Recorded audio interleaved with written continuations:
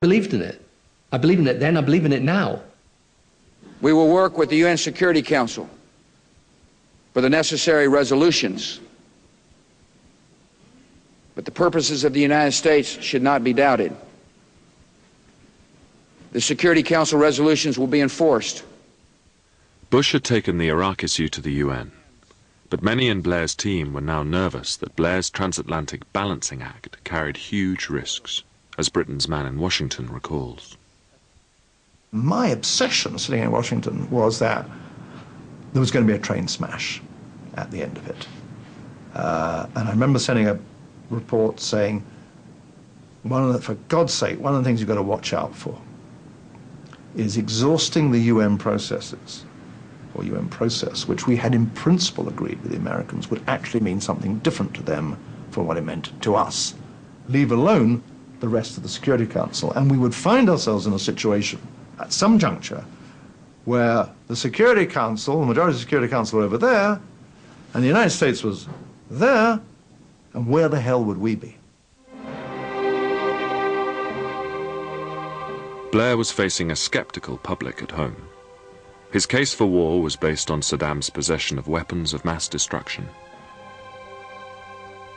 In September, he presented an intelligence dossier to Parliament. His weapons of mass destruction program is active, detailed, and growing. The policy of containment is not... The weapons of mass destruction program is not shut down, it is up and running now. Were you lying? No, look, the intelligence of every sort of country in the world was more or less the same, which was that Saddam had an active program.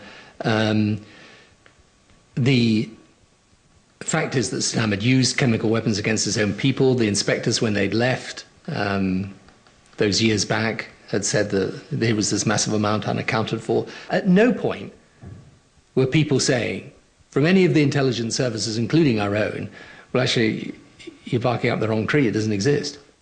Lord Butler was later commissioned to investigate the government's use of intelligence. He believes Tony Blair overstated the firmness of the information given to him. The precise quotation was that the picture presented by the intelligence was extensive, detailed, and authoritative. And no, I think this is the one instance where he really got close to misleading Parliament. I think what's being said is that you expressed a certainty about the intelligence which actually you weren't quite entitled to. Yes, but I think that is why it is actually important that people go and read the reports. Because it's true that there were debates in those reports about the extent of it. You can't be sure about how far it's growing and so on. Is it growing fast? Is it growing at a slower pace and so on? But, as I say, I just simply defy people to go back and read them and say, well, actually, you conclude from that he didn't have such a program. Or it was an issue whether he had such a program. I don't think that most other prime ministers I worked for would have published a dossier. I think they wouldn't have been quite so desperate to persuade the world by that means, to say, you may not believe me, but you will believe what the intelligence community says. That, I think, was something that was particularly part of Tony Blair's style. Blair now wishes he'd presented the raw intelligence given to him by the Joint Intelligence Committee, or JIC. In retrospect, what we should have done is just publish the JIC reports. If we'd done that, we would have had no controversy at all, because those are the reports that I was receiving. And what I always say to people when they write to me or talk to me about this is say, well, look, they're on the website now, go and read them, and then tell me that you would have concluded from that there wasn't a problem. Briefly, in the autumn of 2002, it did look as if Blair might succeed in holding the international community together. On November the 8th, the UN Security Council unanimously passed Resolution 1441, calling on Saddam to disarm. The regime in Baghdad now faces an unequivocal choice between complete disarmament and the serious consequences indicated in operative paragraph 13. But the precise implications of the resolution were unclear. The price of unanimity was ambiguity, and the ambiguity was about the trigger for war. Now, the Americans interpreted that resolution as giving them authority to go to war if need be. A whole bunch of other guys out there, including the French, the Germans, who were on the Security Council at the time, if I remember rightly, the Russians and Chinese didn't believe that. No automatic trigger was what our European allies said. And they meant it.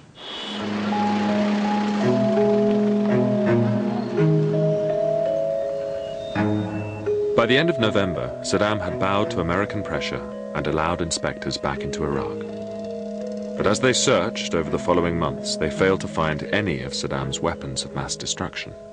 In the autumn of 2002, I was of the same view as practically everybody else, that Iraq had weapons of mass destruction because of the way they had behaved towards the inspectors in the 1990s. Now, gradually, when we began to inspect, evidence undermined the gut feeling. Blix requested help from Western intelligence services. So we asked them, you are convinced that there are weapons of mass destruction. Tell us which are the sites you believe there are.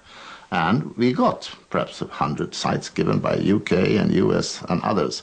And we had time to go to about 3 dozen of them. And in no case did we find any weapons of mass destruction. And I asked myself then, now, if this were the best cases they had, and they said it was the best, then what is the rest?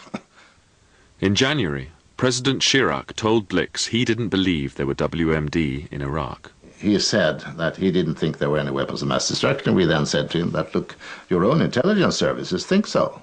And he then countered and said, you know, these guys intoxicate each other. Well, it was very true. In meetings with the British, Chirac made little attempt to hide his disdain for the American president. I can't remember President Chirac's exact words, but the sense of them was that he had contempt, really, for George W. Bush, and therefore didn't buy into any part of George W. Bush's agenda. He felt that George W. Bush was somebody who'd kind of come from nowhere, knew very little about the world, had very little experience, very little wisdom, and therefore was reaching pretty radical conclusions about the state of the world on very little knowledge. By the new year, a Franco-Russian-German bloc, firmly opposed to the war in Iraq, was starting to solidify. We didn't believe the reasons are sound to wage war. You will go into a fight with a revolutionary nationalism, which will, maybe you bring together nationalism and the new religious-driven political Islam, Islamic fundamentalism and terrorism. It became more important for the French, Germans and Russians to stop the superpower taking unilateral action than to deal with Saddam's defiance of the UN Security Council. On January the 31st, 2003, Blair, still hopeful, went to Washington for the third of his key pre-war meetings with Bush. It was clear a second, less ambiguous UN resolution would be needed. But Bush had already penciled in March the 10th as the start date for military action, just 6 weeks away. By now, even Blair's ally, Colin Powell, was wearying of the UN route. Colin Powell said, Blair's the one who wanted the second resolution, and he alone. No one else in the US government wanted it. I certainly didn't want it. Yes, there was big resistance to that. I mean, there was a certain amount of resistance to the November resolution. There was big resistance to a second resolution. But, you know, I mean, rather contrary to what people sometimes say about this, I mean, I was very insistent with the president that we had to try for it. And in the end, he was prepared to try for it. Yeah, but he did it to oblige you. Yes, I think he did.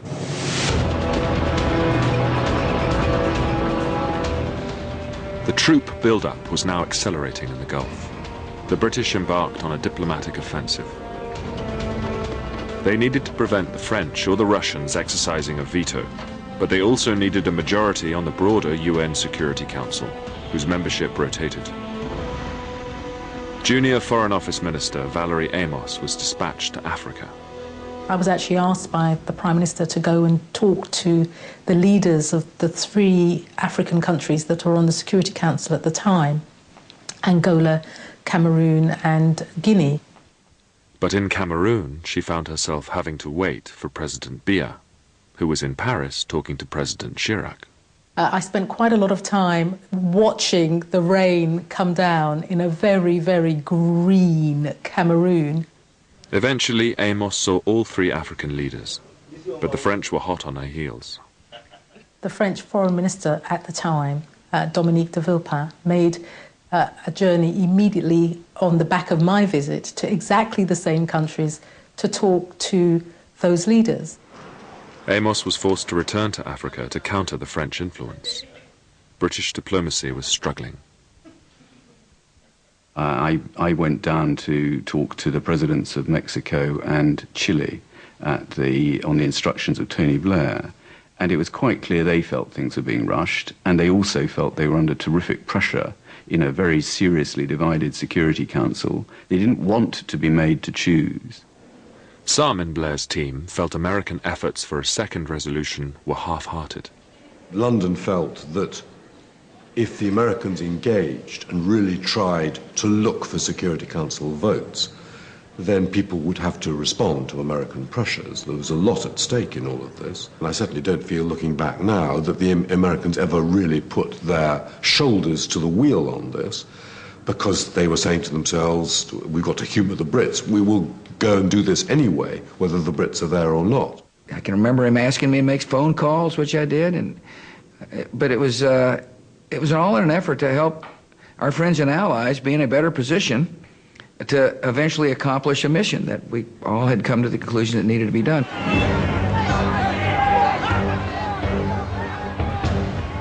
On February the 15th, more than 1 million people marched through the streets of London in opposition to the war. Well, the march was, you know, even if people on these marches always kind of exaggerate the numbers, right? But there were a lot of people there. And usual rule of thumb, for everyone who's on it, there were probably 10 or 20 who thought about going. So none of us were in any doubt as to how unpopular the policy was. I can remember at one point saying to him, look, if at the end of this you are history before your time, is it really, really, really, really worth it, Iraq? And he said, look, it's always worth doing what you think is the right thing. I do not seek unpopularity as a badge of honor, but sometimes it is the price of leadership, and it is the cost of conviction. Blair's resolve in the face of massive opposition did win him conservative support. I think the decision over Iraq was the right one. It brought him deep unpopularity, but I saw a guy under massive pressure, but who, having made this decision, was not going to just run around courting public opinion. This is a Blair who was going to stay the course on this one, absolutely, regardless of who was up against him. And I found that in a peculiar sort of way rather admirable. But in Iraq, there were still no signs of weapons of mass destruction. On February the 20th, Hans Blix picked up the phone to Tony Blair. I said to him that we were not impressed with intelligence. And I also said explicitly to him that it would be paradoxical if you were to invade Iraq with 250,000 people and find very little. I do recall the conversation, and you know, one of the things that you know, I have to say is that when I was talking to Hans Blix through this period, I was saying to him, look, you've got to take these people out of the country and interview them, the scientists and the engineers. He was very clear that it was difficult to do that because these people might be killed. And I said to him, well, that, you know, is an indication of what we're dealing with then. So, and he was also very clear that he believed that in any event, it was important to avoid conflict. And I used to keep saying to him, look, that isn't, you know, your job is just to tell us the facts.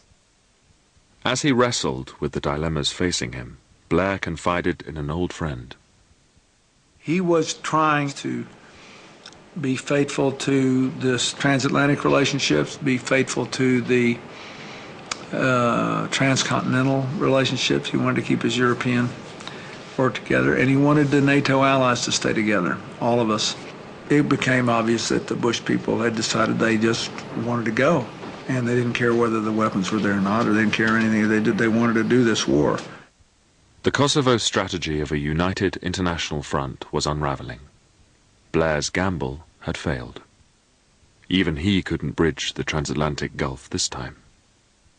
To be absolutely frank about it, at that time, coming into February, early March 2003, I mean, truthfully, I was in a position which didn't really have a